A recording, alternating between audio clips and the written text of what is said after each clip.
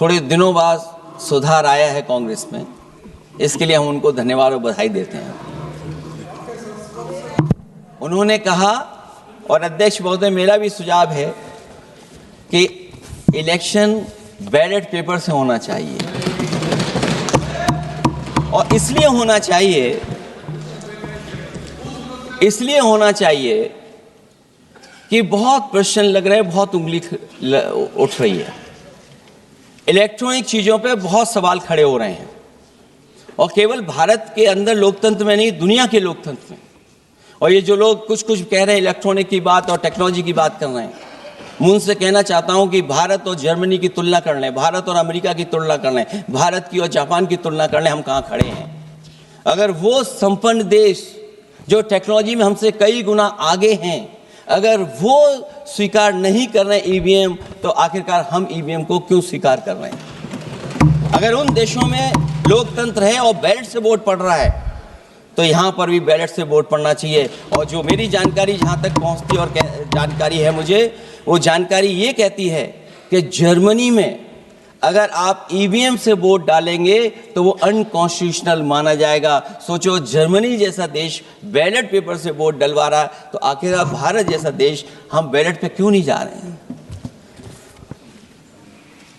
जो रिफॉर्म की बात आई है, सबसे पहला सवाल यही है कि रिफॉर्म का मतलब क्या होता है। जब कोई चीज अपने मूल रूप स्वरूप में होती है तो उसे फॉर्म कहते हैं, जो वो मूल फॉर्म को खो बैठती है तो डिफॉर्म हो जाती है, और फिर उसी मूल फॉर्म में ले जाने का जो प्रयास होता है वो रिफॉर्म कहलाया जाता है। अध्यक्ष महोदय, सवाल ये भी है कि रिफॉर्म की जरूरत क्यों पड़ी, हमारी चुनावी प्रक्रिया खराब क्यों हुई, उसे खराब किसने किया।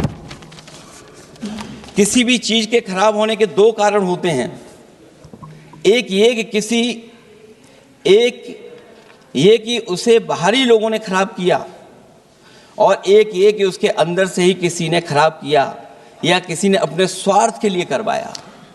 तो अध्यक्ष महोदय, आज ये अजीब हालत है कि बाहर से ज्यादा चुनावी प्रक्रिया अंदर से खराब हुई है। और ये उदाहरण इसलिए मैं देना चाहता था बाई इलेक्शंस के और लोकसभा के इलेक्शन का, क्योंकि जिस तरह की शिकायतें की गई थीं, अध्यक्ष महोदय, एक भी शिकायत पे कार्रवाई नहीं हुई। एक और मैं उदाहरण देना चाहता हूं, फर्रुखाबाद का चुनाव लोकसभा का, हालांकि और लोकसभा के चुनाव को मैं नहीं कहूंगा, लेकिन फर्रुखाबाद का लोकसभा का चुनाव जो पिछली बार 2024 में बड़े करीब से मैंने देखा। वहां के जिलाधिकारी, वहां का पुलिस का प्रशासन पूरे दिन लाठी चलाता रहा, और कभी लाइट जाती थी, कभी लाइट आती थी। जब हम लोगों ने जानकारी करने की कोशिश की कि आखिरकार क्यों हो रहा है, तो पता लगा कि उन्हें रिजल्ट बदलना है। तो उत्तर प्रदेश का इस तरह एक रिजल्ट नहीं बदला गया, कई जगह रिजल्ट बदला गया। हम इलेक्शन कमीशन के सामने खड़े रह गए कि इलेक्शन कमीशन को बताते रहे कि धांधली हो रही है, लेकिन इलेक्शन कमीशन ने कोई सुनवाई नहीं की। ये केवल लोकसभा में नहीं, मैं फिर लौट करके आता हूं, जितने भी बाई इलेक्शन हुए हैं वहां पर वोट चोरी अध्यक्ष नहीं हुई, वोट डकैती हुई है। और मैं फिर कहता हूं, जहां जहां आप लोग जीते हो बाई इलेक्शन में, अभी 27 भी आने वाला है, अगर एक भी लोग वो जो विधानसभा आप जीत करके दिखा देना, मैं on the floor of house कह रहा हूं अध्यक्ष महोदय, अगर निष्पक्ष चुनाव होगा तो एक भी भारतीय जनता पार्टी वहां पर सीट नहीं जीतने वाली है। इस संवैधानिक प्रक्रिया पर सवाल खड़े कर अनर्गल आरोप कर आप पूरे चुनाव आयोग की एक प्रकार से पूरे दुनिया में इसकी छवि को धूमिल करने का काम कर रहे हैं। आपको लगता है कि आप सरकार की छवि धूमिल कर रहे हैं? ना जी, आप पूरी दुनिया में भारत के लोकतंत्र की छवि को धूमिल कर रहे हैं। मान्यवर सरकार का तो इतना ही सवाल है, मान्यवर सरकार का तो इतना ही सवाल है कि भारत के मतदाता क्या सोचेंगे, मगर मतदाता का सोचने का सवाल नहीं है। मतदाता को तो मालूम है कि हमने तो वोट दिया है, इसलिए चुनकर आए हैं, तो उसके मन में कोई डाउट नहीं है। ये वोट चोरी करते रहे, घुसपैठिया बचाओ यात्रा निकाली और बिहार में 2/3 बहुमत से हम जीते। मान्यवर ये जो नई परंपरा शुरू हुई कि देश के अंदर चुनाव न जीते तो चुनाव आयोग को बदनाम करो, चुनाव प्रक्रिया को बदनाम करो, मतदाता सूची को बदनाम करो, ये हमारे लोकतंत्र का भला नहीं करेगी। यही आयुक्त के तहत, यही सरकार के होते हुए आप कई चुनाव जीते हैं, हम कुछ नहीं बोले हैं, हम पार्टी में बैठकर इसकी मीमांसा की, मगर ये लोग चुनाव आयोग पर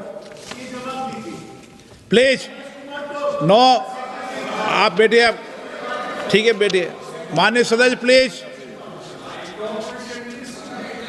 प्लीज।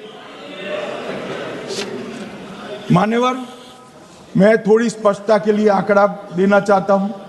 मई 14 में श्रीमान नरेंद्र मोदी इस देश के प्रधानमंत्री बने, तब से उनको आपत्ति है।